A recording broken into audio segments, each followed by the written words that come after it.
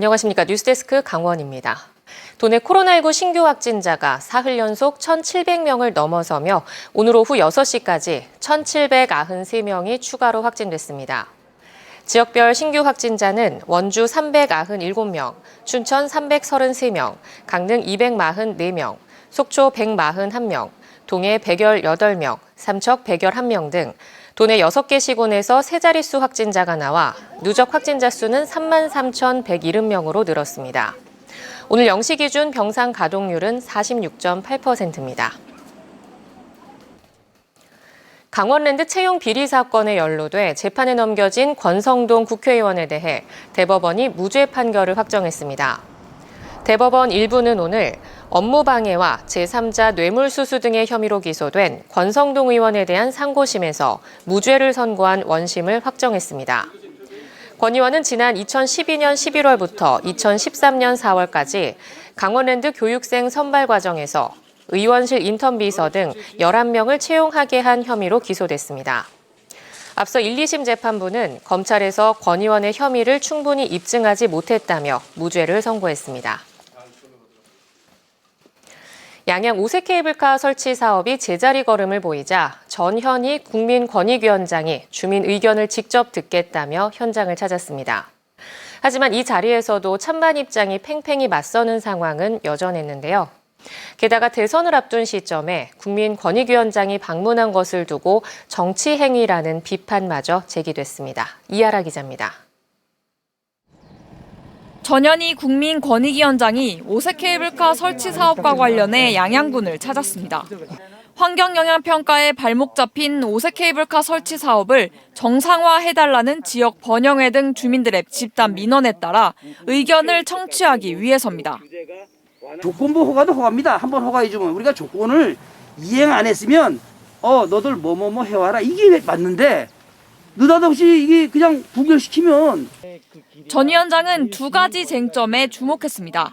하나는 식생보호를 위해 관광객들이 케이블카를 타고 끝청에서 내려 대청봉까지 도보로 이동할 수 없도록 노선이 확정됐는지, 다른 하나는 멸종위기 동물인 사냥 보호 조치가 마련됐는지에 관한 것이었습니다. 양양군수 등 참석자들은 환경부와의 논의를 거쳐 현재 노선이 마련된 거라고 강조했고, 추가 조치가 필요하면 국립공원공단 등과도 협의하겠다고 말했습니다. 저희가 자의적으로 이렇게 노선을 선정해서 한 것이 아니고 충분히 16개 노선 중에서 한 개의 노선이 이게 적정한 노선이다 해서 그에 대한 조사와 권익위는 주민 의견을 듣고 원주지방환경청에 의견을 권고할 것으로 알려지고 있습니다. 하지만 권익위가 나선 시점을 놓고 일각에서 비판의 목소리가 커지고 있습니다. 설악산 국립공원 지키기 국민행동 등 3개 단체는 중립적인 위치에 있어야 할 권익위원장이 법과 제도를 무시한 채 대선을 앞두고 선거 행위를 하고 있다며 권익위원장 규탄 집회를 열기로 하는 등 강도 높게 비판했습니다. 그러나 전 위원장은 지난해에도 양구군 해안면 개간 비율과 관련한 집단 민원을 해결하기 위해 강원도를 방문한 적이 있다며 이 같은 논란을 일축했습니다. 가장 슬기로운 해법이 나올 수 있도록 조정을 하는 것이고요. 그래서 이 부분에 관해서 대선 일정이라든지 이런 것은 권익위 조정에 있어서 사실상 변수가 되지 않을 거다 생각합니다. 대선을 앞두고 더불어민주당은 환경훼손 최소화 전제 추진, 국민의힘은 5세 케이블카 건설 등 5대 거점별 개발이라는 개발 입장을 내놓은 가운데 또 한 번 지역사회가 들썩이고 있습니다. MBC 뉴스 이하라입니다. 삼척 지역에서 의무 임대 기간이 지난 한 민간 임대 아파트의 분양 전환을 앞두고 입주민과 사업자 측이 갈등을 빚고 있습니다. 아파트 분양가에 대해 양측의 입장차가 너무 크기 때문입니다. 배현한 기자입니다. 삼척의 한 민간 임대 아파트 외벽에 현수막이 걸렸습니다. 최근 분양 전환을 앞두고 입주민들이 분양가에 불만을 표시하며 항의하는 내용입니다. 이 아파트는 지난 2018년 임대 방식으로 입주민들을 받았는데 지난달 의무 임대 기간이 지나면서 곧 분양 전환될 예정입니다. 입주민들에 따르면 전체 418세대 가운데 100여 세대는 이사를 결정했고 나머지 300여 세대는 분양을 희망하는 것으로 알려졌습니다. 분양 전환을 앞둔 입주민들은 회사 측이 제시한 분양가가 너무 높다며 분양가를 낮춰줄 것을 요구하고 있습니다. 사업자 측은 건설 초기에 아파트를 분양할 계획이었다가 예상보다 분양률이 저조하자 임대 아파트로 전환했습니다. 이 과정에서 국민주택기금 282억 원을 대출받아 아파트 건설을 마쳤습니다. 입주민들은 아파트의 입지와 내장재 등을 고려했을 때 사업자 측에서 제시한 분양가가 상대적으로 입지 여건이 좋은 다른 아파트의 실거래가와 큰 차이가 없다며 문제가 있다고 주장합니다. 너무 황당한 분양가입니다. 이 부분을 조정을 반드시 해야 된다. 위치가 저희들은 그 삼척시 외곽지에 있고 거기는 시내에 있는 아파트입니다.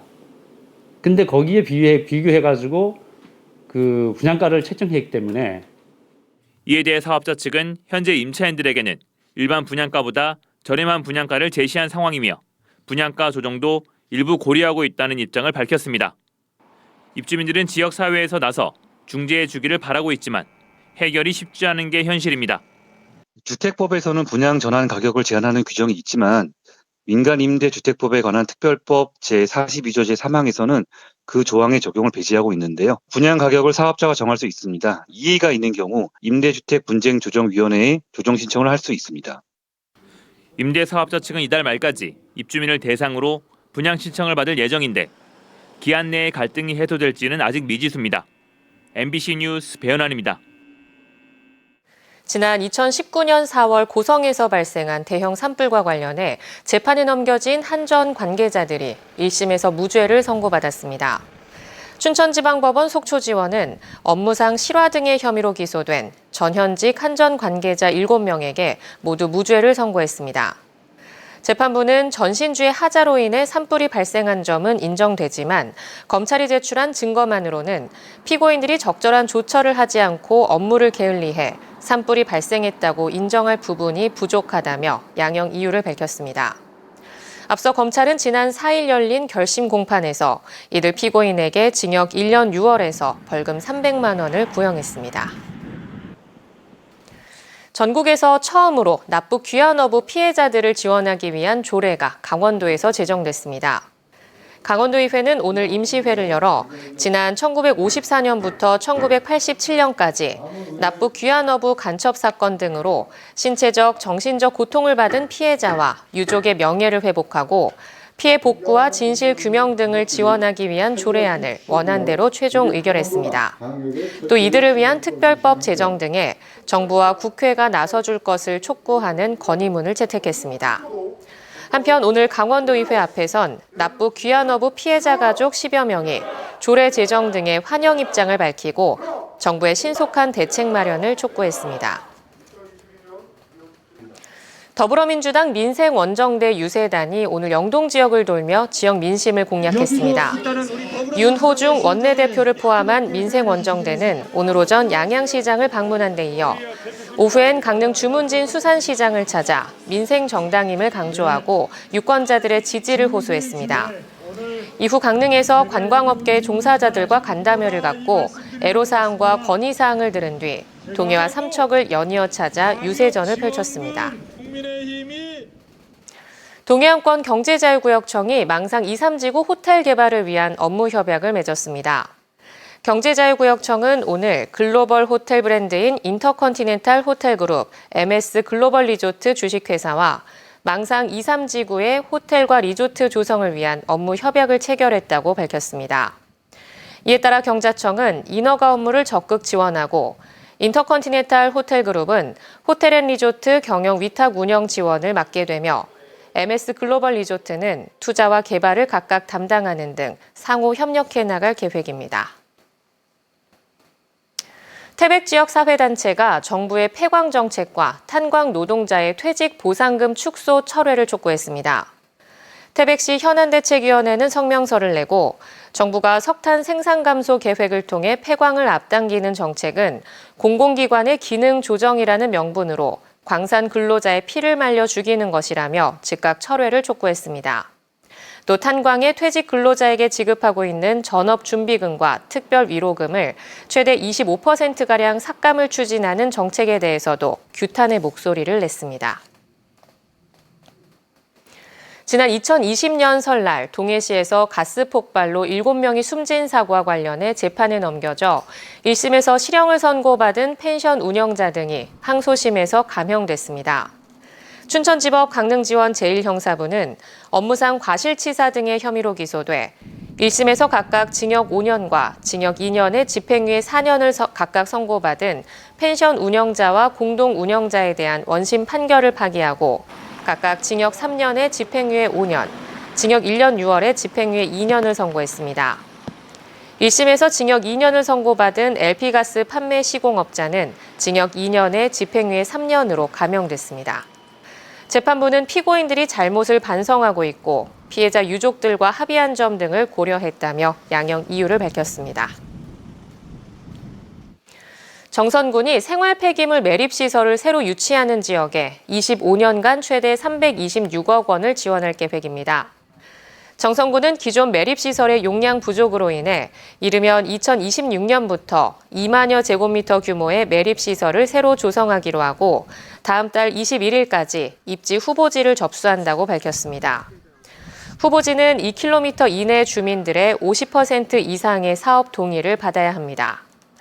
후보지로 선정되면 주민 편의시설 설치비 50억 원과 주민지원기금 연간 6억 원, 신청단체와 위원회에 포상금 1억 원 등 25년간 모두 326억 원을 지원할 계획입니다. 태백 지역 부도 임대아파트에 대해 공공 매입이 확정되면서 임차인 구제 방안 절차가 속도를 내고 있습니다. 국토교통부는 부도 임대주택 매입 심의위원회를 열고 태백시 황지동 청솔아파트 119세대에 대한 매입 심의안을 통과시켰습니다. 앞서 태백시는 해당 아파트 임대사업자의 부도로 임차인들이 보증금을 반환받지 못할 처지에 놓이자 5년간 LH공사와 함께 각각 25억 원과 8억 원을 들여 분할 매입하기로 업무 협약을 맺었습니다. 강릉 제진간 동해선 등 도내 철도 사업이 순조롭게 진행되고 있습니다.